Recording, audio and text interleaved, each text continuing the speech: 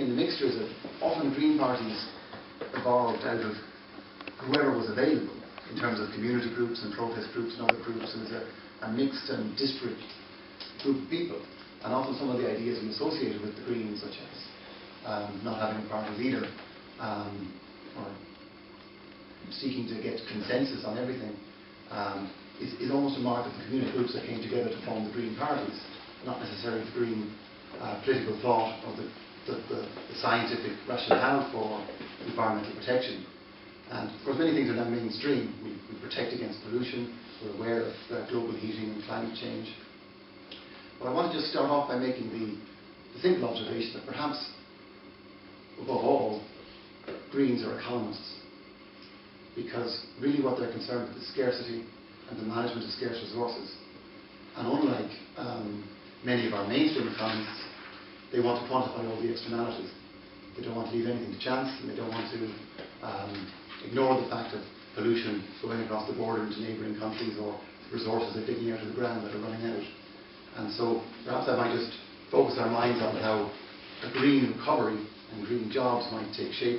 Just remember that above all, Greens are economists. So I'd like to introduce our first speaker. It's going to be James Wickham, who is a professor of sociology in Trinity College Dublin. It would be nice to think that it worked the other way around, that if you want to argue all Greens are economists, I know from personal experience that most economists, of course, are not green. In fact, if the idea of a progressive, there are times in my cups when I think the idea of a progressive economist is an oxymoron. And there are certainly times when the idea of the sympathy for green thought in any form amongst most economists is really in the land of almost the climate change denial. In fact, it's quite astonishing. Okay, and I don't know. I'm not an economist, and I'm not a member of the Green Party. And I don't know why I've been asked to talk about this. But I am interested in mobility and transport and these sorts of things. And that has consequences both for environment, but also for something that people always forget about, which is social inclusion and social exclusion. And that's where I come in. So I'm not a green economist, and I don't pretend to be, but I've got a few things to say in 5 minutes, and there's a ban on PowerPoint, so that's good. Okay, let's start off by thinking about the news yesterday. The news yesterday was the great news. Ireland's greenhouse gases fell by 8%, announced the Environmental Protection Agency, in 2009 compared to 2008, for the first time in 20 years. Simple, basic point. Conventional growth is maybe an economic good thing, but in environmental terms it's a disaster. We have to start from that. Any idea that we should return to conventional growth, frankly, is absolutely criminal in environmental terms. Now, there is abroad the idea that what specialists in this area call ecological modernisation or decoupling. That is to say, can we generate forms of economic growth that don't generate all of the nasties that conventional economic growth has? And clearly, as the EPA said in its report yesterday, we can identify areas where there have been improvements. But of course, and this is the punchline, those improvements are more than wiped out by the growth. They don't come fast enough. Now, there is an enormous debate, which I am not going to go into, but I think we all ought to be becoming increasingly aware of it, as to whether it is even possible to create the level of uncoupling within conventional growth to actually protect the environment that we're in. There is an increasing number of people who are talking about zero growth, sustainable prosperity, Tim Jackson's new book, these sorts of things. And I would feel a lot happier if progressive economists were talking in public about this. I find it frankly terrifying, intellectually terrifying, that there is not this sort of discussion. However, I don't have anything to say about that big discussion. I want to point out some rather simple things. I'm interested, and I'm only really going to talk about this one, about mobility. We know that transport produces a very significant amount of environmental damage, global warming, etc., etc. And if you look at mobility, there has now been for about 10 years a sort of intellectual paradigm, people often refer to it, sustainable mobility. There's a really coherent set of beliefs which we find now in public discourse, that we have to spend money on public transport rather than on roads, we need to restrain car usage, we need to encourage cycling and walking, we have to stop this nonsense of predict and provide in terms of road planning, and instead move towards planning compact cities. And at the same time, we need to develop environmentally friendly technologies, above all, the kind of fashionable one of electric cars. Now, it's interesting that over the last decade, that has been accepted at the level of rhetoric. We have an environmental protection agency, people talk about these things. The only trouble is, of course, that the impact on actual reality is zilch.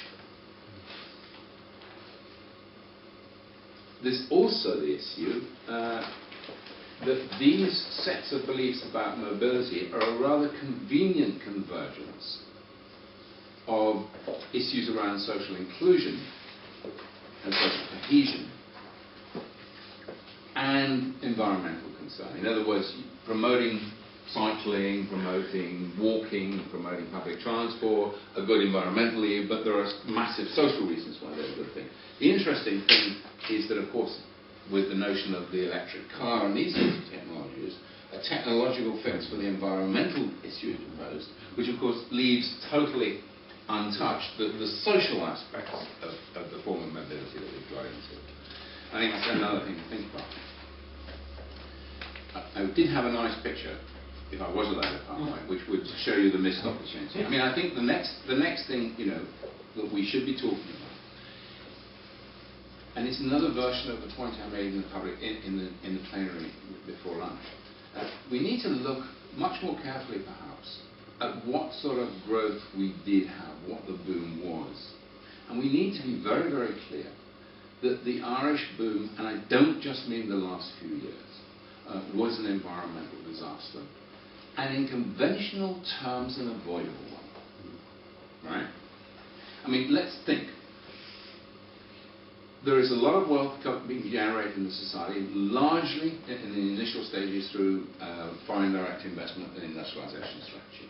There is no logical reason why that leads to a situation where there is a complete failure, or an almost complete failure, to regenerate our cities, to have no integrated public transport. And where we do have something like Lewis, it's look at what it is. It's designed as a suburban transport system. I mean, just open the new extension of the Green Line, which goes pottering off nicely into the fields. For the suburban development that it's encouraged. The idea that particular technologies have automatically beneficial consequences. This is a development that even the light rail system was built to facilitate suburban sprawl, which is a disaster zone. So we need to be thinking about that. Even before, as I wrote about it in Gridlock, even before the boom, we've had Irish cities have been suburbanizing more than European cities. It's absolute nonsense to say that this is all because of the boom. Before the last years of the boom, before we started building ghost housing estates, the European Environmental Protection Agency, which is very much on the soggy side of things, was identifying Dublin as a worst practice example in Europe in terms of urban planning. And my colleagues who worry about these things and measure them have shown that on the basis of 2006 data, so before the absurdities, we had built completely, we were developing housing in a fashion that was completely unsustainable. At the same time, At the same time, we have a national. We spend lots and lots of money on a national road network, which goes through almost without opposition by the simple expedient of stuffing the farmer's base with gold, high compensation payments. Okay, so the simple point I would want to make for today's discussion is that those problems may have had, if you like, an ideological connection with the sort of growth we had. You know, the people have been pointing out the way in which during the boom years Ireland became more American in terms of ideology, if you like, in terms of the sort of way people look, less European, if you like. Clearly there are political connections, the nexus between the developers and the political elite, but there is no logical connection. You could have had the same sort of economic growth without those excesses. I think there is a more fundamental question, which it would be just in this one area of mobility, which would be useful to start thinking about, which is the extent to which we really have got into a form of economic growth which embeds into it forms of hypermobility that are unsustainable. I'm interested in research-wise on business air travel, for example, and it's interesting to think that the pattern of economic growth and the industrialization strategy that we pursued. I mean, I have done research showing that it's literally impossible for companies to operate unless they have massive lots of air travel. Now, I don't think the overall economic environmental impact on that air travel is that enormous, but you might take that as a symbol for other aspects of the growth, which are environmentally extremely problematic. The punchline I want for today is this: that the growth that we had over the growth that we had contained forms of unsustainable mobility which were avoidable. Unless we at least say that, to talk about a recovery is absolutely criminal. Okay. Great. Thank you very much indeed.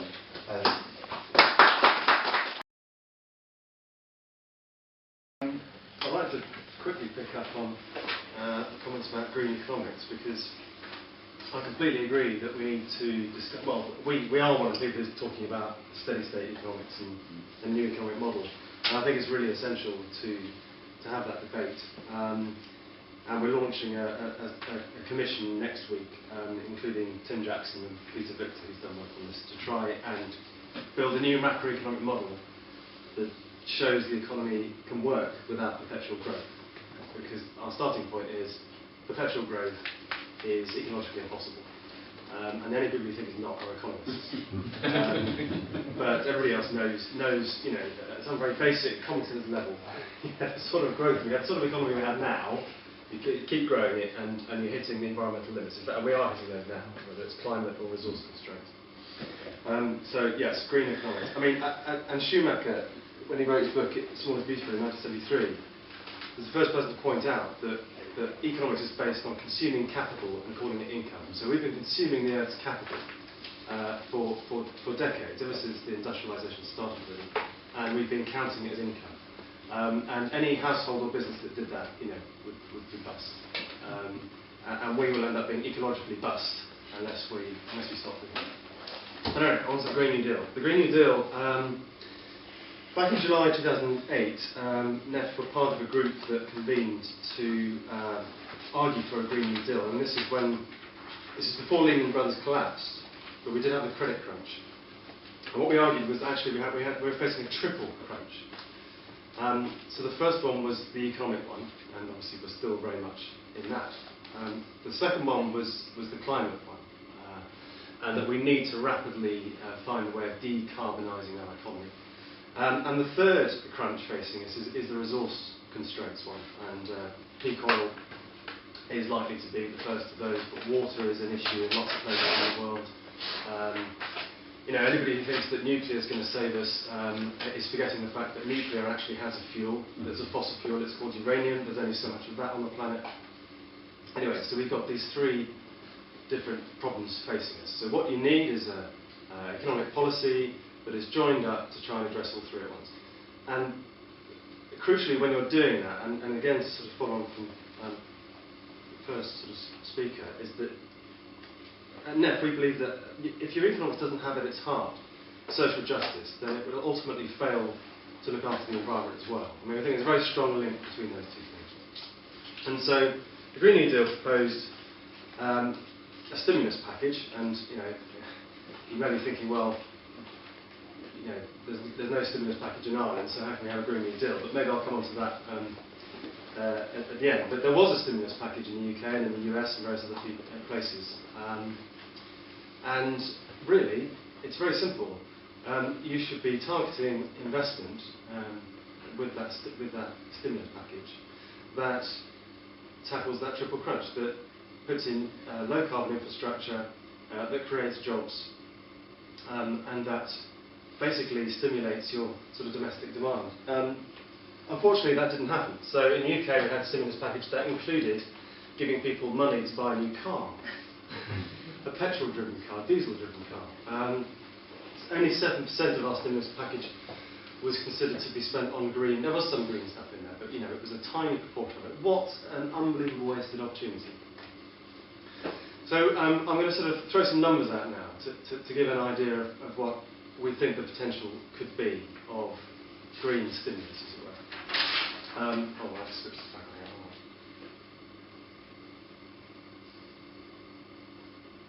So, £10 billion is the sample of investment that we ran some numbers on. And we reckon that if you invested £10 billion in renewables, you could create 36,000 jobs in installation and another nearly 5,000 jobs in operating and maintaining the renewables infrastructure. Okay? So we thought that £10 million invested in renewables gets you over 40,000 jobs. And these are jobs that will persist for at least 5 years.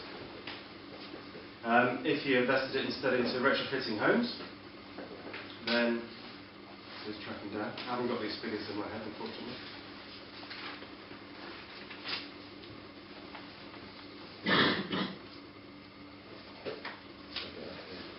Yeah, retrofitting would create 60,000 jobs, we reckon. And the beauty of the retrofitting as a sector to put your money into is that it also tackles social issues, because it tackles fuel poverty. It makes sure that people have a good standard of one of the basic functions of the state, it seems to me, is to provide people with somewhere decent to live. But somewhere along the lines we've forgotten this in the UK anyway. And so if you invested that money in loft insulation, all the simple stuff, really, really easy stuff, retrofitting houses, cavity wall insulation, we thought 10 billion into that would give you 60,000 jobs.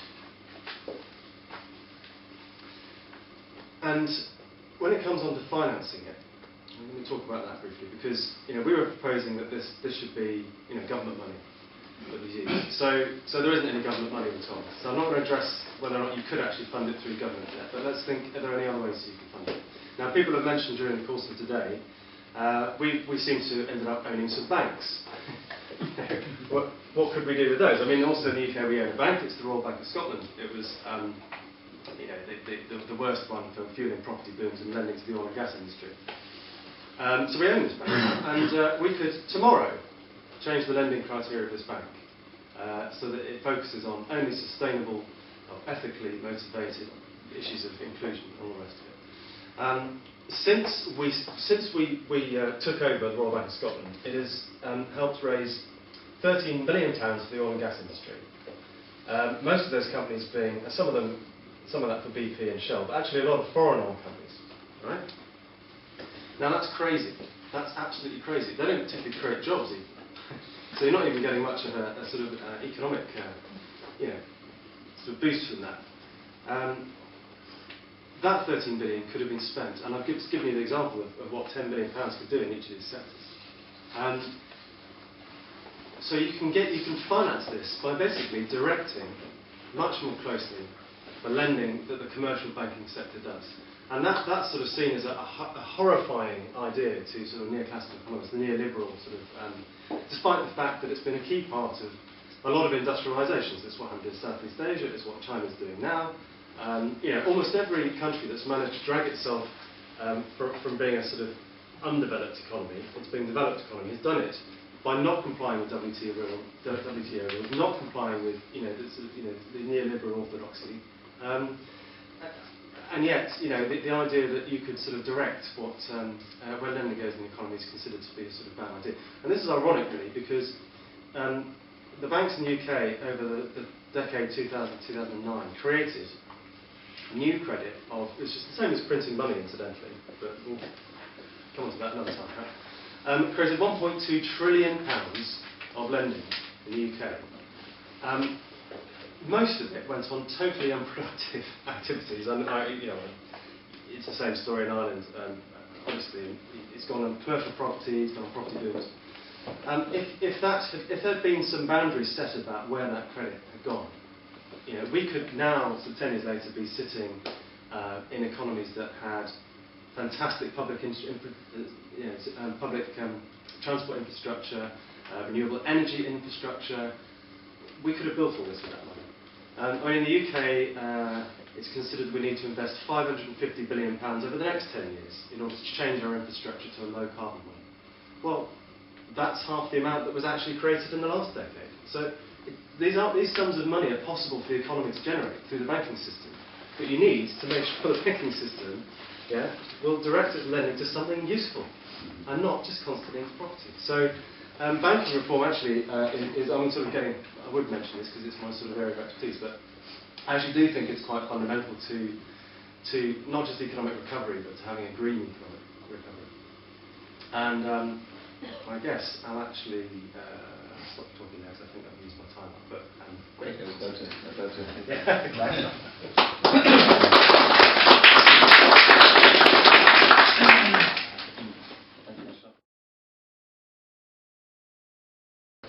When I looked at questions posed in the session, the question was framed by words like investment and economic recovery.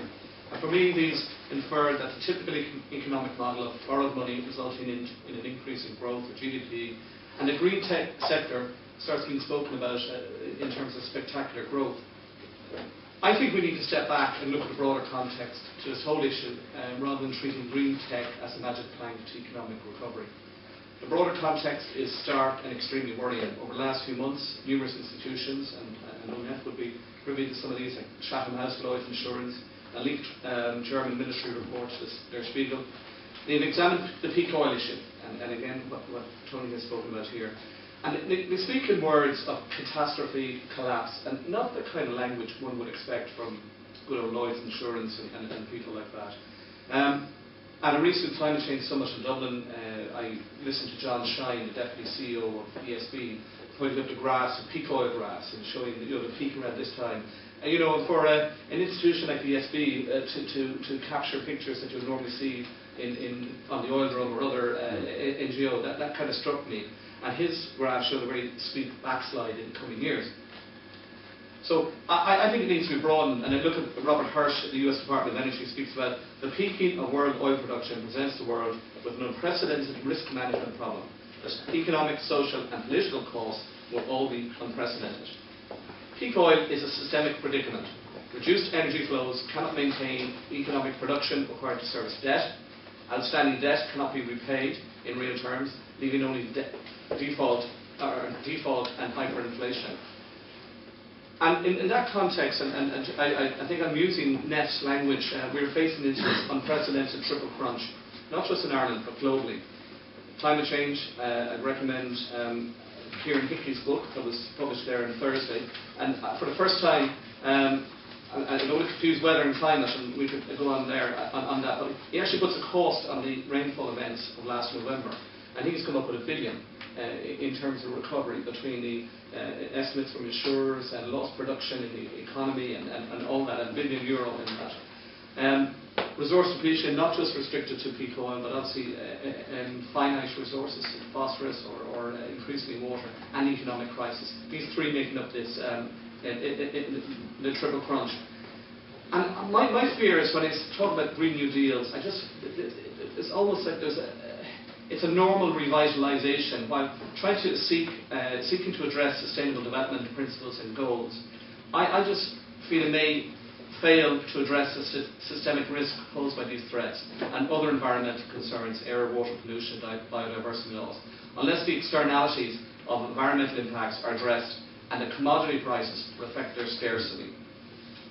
I'm sure a few economists there are more economically sound than myself, but the issue of externalities was first addressed in 1932 by the Cambridge economist Arthur Picou, who proposed that a tax should be applied that would take into account the social cost of pollution created and should be levied on the offenders. And this tax can be exclusively added to production cost. So in Europe we have the EU ETS, and for all its faults it is a start. I mean, grandfathering permits, etc., and all that, but it is a start. We put a notional price on carbon. The core issue is the absence of global framework for greenhouse gas reductions. I mean, the fiasco of Copenhagen, and when you look at it, it's probably the EU and California are the only two regional economies that have endorsed serious short-term targets for emissions reductions. It's all very laudable, but in the absence of the US, the Waxman-Markey bill diluted and not passed the Senate. Kevin Rudd has lost his job as Prime Minister of Australia, and nothing from the BRIC nations. And so, without a successor to Kyoto in place, I think we risk further accentuating competitive disadvantages with these trading blocs. And again, the caution on that. And I just take the example, there's been well-documented programs like the German solar industry, a booming industry accounting for 11 billion euro, 15,000 companies, 78,000 people employed. But it is an industry dependent on tax subsidies, on state subsidies for industry investors, as well as tax breaks and guarantees for homeowners. Each German householder with a solar panel is guaranteed 43 cents per kilowatt hour. And while individually it may be small numbers, these are increasingly becoming bigger numbers on that. And that's 7 times the regular market for electricity. It's guaranteed for 20 years. And obviously it's a stimulus, and obviously it creates jobs. But are we not creating downstream disadvantages with countries and economies that are not going on those paths and are generating their electricity from coal, etc.? And it's the kind of tax, it could be the kind of, I'm sure the last few days everybody's regretting tax break regimes that spawn this and spawn that. But it's a kind of tax break regime that maybe we could regret in years to come. Angela Merkel has started to unwind this scheme. And in Spain, the Spanish solar industry is in a bit of crisis because the tax breaks cost 20 billion euro in 1 year in Spain. The solar industry was piling into Spain. They had 44 cents per kilowatt hour, both at domestic and industrial levels. So, when we create new deals which are founded on subsidies and tax breaks, are we creating other problems? And in the absence of a global price for carbon. And I think until we see the effects of resource scarcity predicted by peak oil commentators, with sustained price surges and a realistic universal price for carbon, it will restrain the development of the green tech sector and the promised 80,000 jobs in Ireland by 2020. And if you look at the McKinsey cost abatement curve, at this point, multiple low carbon technologies are languishing in the wrong side of this curve. But they will come into their own, and you will see well-founded economic activity and job creation once the price for carbon and the true and the commodity, the scarcity comes into play. And this will be repeated in water, in air pollution, etc. on that. So, once the true price or the fully loaded cost of those, it comes into the economy, these low carbon technologies will come into their own. And until then, I caution looking for a silver bullet in the Green New Deal. It sounds, it's a clean feel to it. You see ourselves emerging from what we considered an economy for many years, But a deal that's based on refit regimes, tax breaks and subsidies can pose difficulties, as evidenced in the German and Spanish examples on that. The exception to this probably is energy efficiency retrofit programs, which are both labour intensive and deliver energy savings and address poverty issues. And that's the one at the moment which, if you look at the cost abatement curve, is on the very left, or maybe the very right, in terms of the most effective one in that regard. So, I have a deep-seated belief in this, and I just, at the moment, until the global carbon price we can forge a singular path for Ireland, and it will all be very well meaning that, but we could actually cause ourselves other difficulties, unless the whole world. We all know that carbon dioxide and other emissions, and it has to be addressed at a global level on that. But I think if we get that, and we're prepared for the scarcity and the price scarcity, or the price increases that will come in fossil fuels, I think that's the point at which we, I suppose, make the departure, and the framework is agreed and long-term policy at global, regional levels, and that's the point at which we can get aboard and look to the green tech sector. Good, Mark. Thank you very much. The tax breaks, the likes of the hotels, for example, when the tax break was extended and extended and extended, and the year when it was finally abolished, the number of planning applications went up by 4 times the previous year, and everybody wanted to get in on the last chance to have a tax break hotel, and now we're told we have 15,000 more hotel rooms than the industry can use, and we're not talking about demolishing hotels, we're retrofitting them into something else altogether. And so certainly the warning about tax breaks is a very relevant one for the Irish situation. We have about 20 minutes, and I'd like to let as many people as possible make a contribution, so if I can ask the speakers to be concise. John. Yeah, that's a compliment, so thanks very much. I'd like to pick up on James's point about challenging economic growth. And I think it's something I raised yesterday, and we already had a kind of shot across the bows about we can't challenge growth, it's the wrong language. I think there's something to be said for that. And the one that I'm telling you to use recently is based on a very old International Labour Organization report about economic security. And we should start talking about a different language and a different way of looking at the economy. To, I suppose, to the other contributions, is that we should be talking about a Green New Deal, and I mentioned this again yesterday. It's not just about tax and spending, a Keynesian policy, but it's removing the carbon subsidies. I mean, the OECD, not particularly in the NEF's category of radical thinking, has calculated the millions that are spent on locking us into a carbon-based economy. So we should be making it very clear, particularly against the right and the neoclassical economists who dominate our public discourse, is about removing subsidies from the carbon system and using the savings then to help shift us away from that. The controversial issue I want to end on is this. Is energy descent plans, part of the peak oil dimension. And this is the truth that dare not speak its name, is that absent of nuclear, a renewable energy future is a world with less energy. And we have only begun to get our heads around what does that mean for an economy, for designing our cities, for food security. If you knew the energy intensity of fixing nitrogen, without which 40% of the world's population would die, we simply have a massive food security issue, because we have no longer ancient sunlight. We have to start living on present day sunlight, and we have only begun. So never mind questioning economic growth. We then start looking at, and the only group I see doing this are the peak oilists and the transition town movement that I'm involved in, is looking seriously at a renewable energy future as a world with less energy now. How do we prepare our people for that? Never mind policymakers. It's a massive issue. Great, thanks very much. There's currently three nuclear power stations being built in Europe. The French are building one because they've lost all the older guys from the 60s and 70s, new head buildings on that. The one in Finland is in a lot of trouble, very well delayed. And even to start that, look for a community to put their hand up and say, yeah, let's put it in there. I think we're going to have 2 500 megawatt connectors between the UK and Ireland, and hopefully relationships continue as they have improved, and we just get into really well locked in bilateral energy exchange agreement on that. And hopefully, and I love to see things like Spirit of Ireland come up, and that we're able to with a sound economic basis, move the energy one way, and then we can take it. And at the moment, as we know, we've got the Northern Ireland interconnector, so we're not separating the electrons as they're coming across the border. So let's not try to develop it ourselves. What do you reckon on that? Well, all I can say about nuclear is that it's a terrible idea, whichever way you look at it, in my view.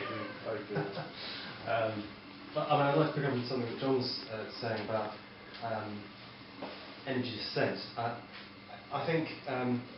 Well, I think that most of the neoclassical economic model is wrong, which is why we're trying to do a new one. But one of the areas that's particularly wrong is that there is no understanding of energy in economics. And I think the fundamental laws of economics are actually the two laws of thermodynamics.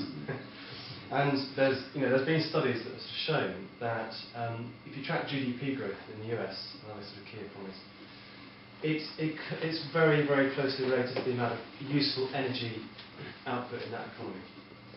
Now, we've been getting most of that from fossil fuel, and I think in reality, and a lot of it doesn't, the problem with that, a lot of it doesn't translate into actual human well-being or useful, it's very wasteful. I mean, we waste huge amounts of energy. We sort of, are absolutely convinced that you can produce a high well-being, low-carbon economy on a fraction of the energy we currently use.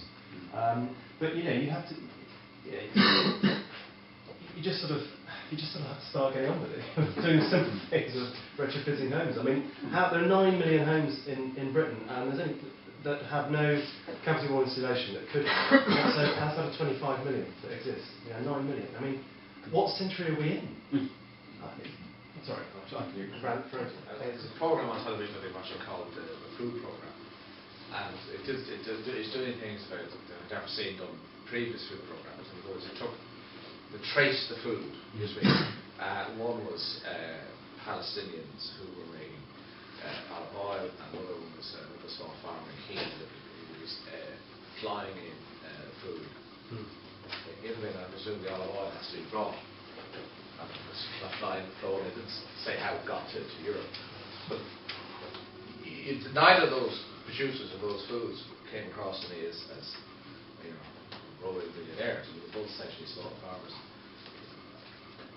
If you sort of, how do you provide social justice to the large numbers of people who are providing food from the third world to Europe at the moment, and obviously the next decade to China? Do you know what I mean?